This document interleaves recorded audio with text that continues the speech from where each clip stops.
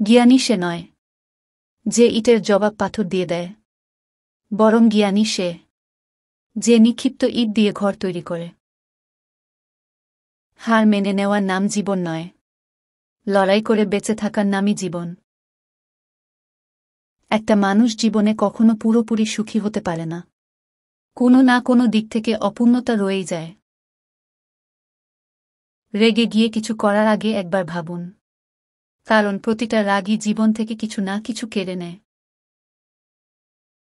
যে মানুষ অন্যের ব্যথা উপলব্ধি করতে পারে সে কখনো কারো দুঃখের কারণ হয় না। যে ভুল করে সে মানুষ, যে ভুলের উপর স্থির থাকে সে শয়তান, আর যে ভুল করার পর সৃষ্টিকর্তার কাছে ক্ষমা চায় সে বিশ্বাসী। তুমি কতটা হাসতে পারো, তুমি কতটা খুশিতে থাকতে পারো, সেটা বড় কথা নয়। তোমার জন্য কতজন হাসি খুশি থাকতে পারে সেটাই বড় কথা। চিরস্থায়ী কি জানেন? আপনার সুন্দর ব্যবহার, যেটা মৃত্যুর পরেও সবার স্মৃতিতে থাকবে। কলম যতই দামি হোক, ভিতরে কালি না থাকলে যেমন তা মূল্যহীন, তেমনি মানুষ যতই শিক্ষিত হোক না কেন, মনুষ্যত্ববোধ না থাকলে সে শিক্ষা মূল্যহীন। জীবনের সবচেয়ে বড় নাটক হচ্ছে হাসতে ইচ্ছে না করলেও হাসতে হয়, আর ভালো না থাকলেও ভালো আছি বলতে হয়। বয়স্কদের সম্মান করো যখন তুমি যুবক, দুর্বলকে সম্মান করো যখন তুমি শক্তিশালী। ভুলগুলোকে বুঝতে শিখো যখন তুমি ঠিক, কারণ একদিন তোমারও ভুল হবে, তুমিও বয়স্ক হবে, আর তুমিও দুর্বল হবে।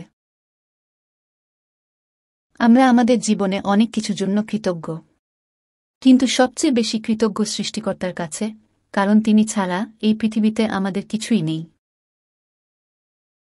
অহংকার খুব ছোট একটা শব্দ, কিন্তু এই শব্দটির মধ্যে লুকিয়ে রয়েছে মানুষের পতনের অন্যতম কারণ।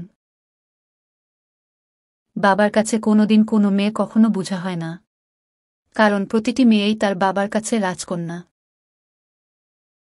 জীবনের দুই ধরনের মানুষের কাছ থেকে দূরে থাকো, এক ব্যস্ত মানুষ, দুই স্বার্থ মানুষ। কারণ ব্যস্ত মানুষগুলো তার ইচ্ছেমতো তোমার সাথে কথা বলবে, আর স্বার্থপর মানুষগুলো তার দরকারে তোমার সাথে কথা বলবে।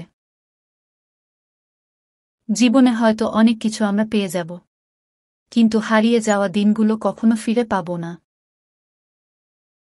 প্রতিটি মানুষ নিজের উপকারের কথা মনে রাখে, কাকে কখন কিভাবে সে উপকার করেছে, কিন্তু মানুষ এটা মনে রাখে না যে সেও কখনো কারো দ্বারা উপকৃত হয়েছে। কাউকে অসম্মান করতে শিক্ষার দরকার হয় না, কিন্তু কাউকে সম্মান দিতে গেলে শিক্ষার দরকার হয়, আর সেটা হলো বাবা মায়ের দেওয়া শিক্ষা। কারো কাছে মন খারাপের কথা বলার চেয়ে হাসি মুখে আমি ভালো বলাটাই ভালো।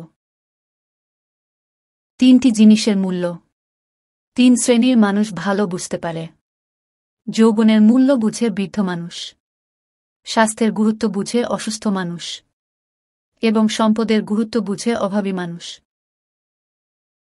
জীবনের সবচেয়ে বড় সফলতা হল নিজের অবস্থানে সর্বদা সন্তুষ্ট থাকা।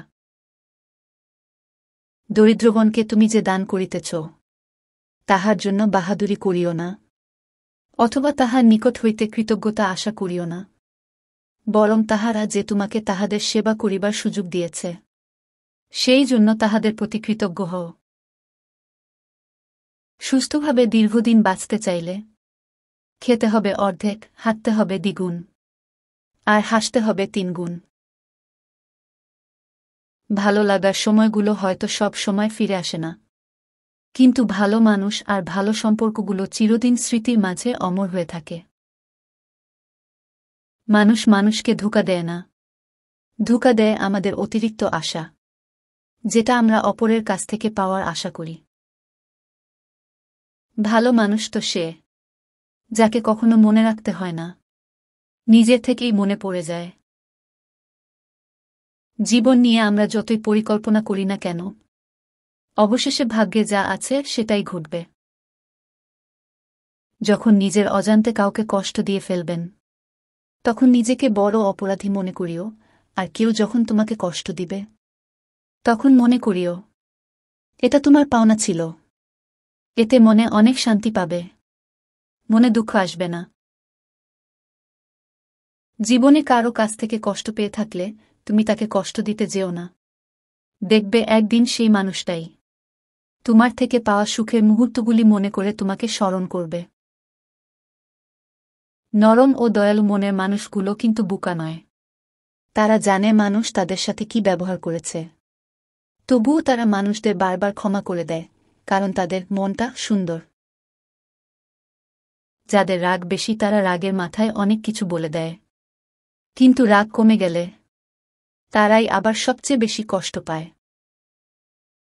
শারীরিক চাহিদা মেটানোর জন্য মানুষের অভাব নেই, কিন্তু একটা পবিত্র সম্পর্ক টিকিয়ে রাখার জন্য যোগ্য মানুষের বড় অভাব। চরিত্রহীন পুরুষের 7টি লক্ষণ। 1, যে পুরুষ বহু নারীতে আসক্ত থাকে। 2, যে পুরুষ কেউ বিপদে পড়লে কেটে পড়ে। 3, যে পুরুষ স্ত্রীকে সবার সামনে অপমান করে খারাপ সাজায়। 4, যে পুরুষ পরিবারের মানুষদের সাথে সবসময় মিথ্যা কথা বলে। 5, যে পুরুষ নারীদের অসম্মান করে। 6, যে পুরুষ অল্পতে সন্তুষ্ট থাকে না। 7, যে পুরুষ স্ত্রীর প্রয়োজনে পাশে থাকে না।